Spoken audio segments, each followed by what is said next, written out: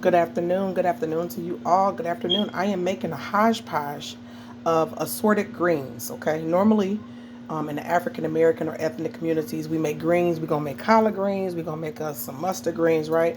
But I showed you guys yesterday that I went to the farmers market, and all of these vegetables are organic. Okay, these are actually some of them are locally grown from different farmers around here, and they come around and they sell them in booths and things of that nature. Okay, so I have some like locally grown, and I have some that are not. Okay, and I'm going to make, I have just a bit of each of, it's not just enough to make one pot. So I am going to mix them all together. I came up with the idea to mix them all together. This is a green that I've actually never seen in my life, and I've been going to a place called Rat and Dazzles in Detroit since I was younger. My grandfather was a gardener and a cook. He used to love cooking, and so I've seen all different types of greens. We've always been avid lovers of vegetables. I love vegetables. My granddad used to juice, especially when my mom was pregnant with my younger brother, who's now in his 30s. And when she was pregnant, he would make her big old gallons of juices. He would bring them and walk them down to our home.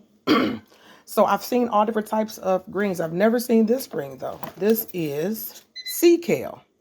I was trying to figure out like what type of green, and I sauteed it yesterday. It's really good. So this is going to go really good with my greens, okay? And also I saved the stems. A lot of people throw these away, but you guys know that I love juicing, so I am not going to let those go to waste. We're going to get some good juice and good fiber out of those, okay? You can keep them on if you want to. To me, they just taste very fibrous, so they'll make some the scraps are really good for juicing. So I have the sea kale, and of course I'm going to wash all of my greens off. These beautiful little babies are kohlrabi, okay? So kohlrabi, I'm thinking about keeping these to juice those, and I have to cook the greens up. These are locally grown, and so when they're locally grown and when they're organic vegetables, they don't last that long. So kohlrabi greens, okay? I have some beautiful collard greens. I just got one bunch of those yesterday. And then I have red kale. Isn't it pretty? Isn't it kind of pretty with the purple and the green? Very beautiful. So I have a red kale, which is weird to call it red kale, but it's purple, right?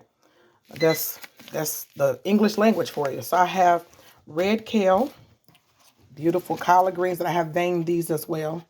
Okay, old school vein. Don't even lift it up. That one is tore up. Let me get a better example here. See, I just cut out the stem.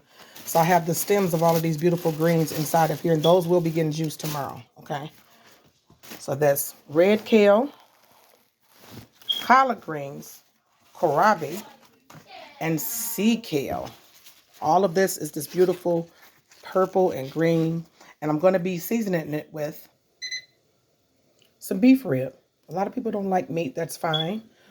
In order to get my kids to kind of encourage them to eat more vegetables than what they were eating, I have to kind of season it with meat. And as you can see, that the beautiful glossy, like golden bubbles, that's some of the collagen and some of the fat that's being translated from these beautiful bones of these beef ribs into the water. So it's going to make a very good broth for the greens. Most people cook their greens with smoked meat, which I do that as well, but I'm making a different type of greens. So you can start your own traditions, make different variations of the old school grandma pot of greens, right? Where it was collard greens made with hog maws and neck bones. We don't have to eat those things. We can use beef, or you can use turkey if you want to. You can even use chicken backs or chicken feet, and just get a different type of broth. Or you can go vegetarian style, okay? But me and my children, we're going to eat it with some beef rib, okay? So I'm going to let that cook down nice and slow. I want the meat to be so tender it tastes like your grandma's pot roast, right? And it creates a very beautiful, again, let me see if I can use this spoon. Hold on. It kind of creates this very beautiful gelatinous broth. And it's going to get even more beautiful, guys. It's shiny. Sorry for the kids in the background, guys. I got kids. Okay, I got kids. Y'all understand.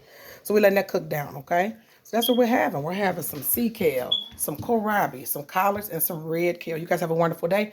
And let's get to eating better vegetables. Better. Bye.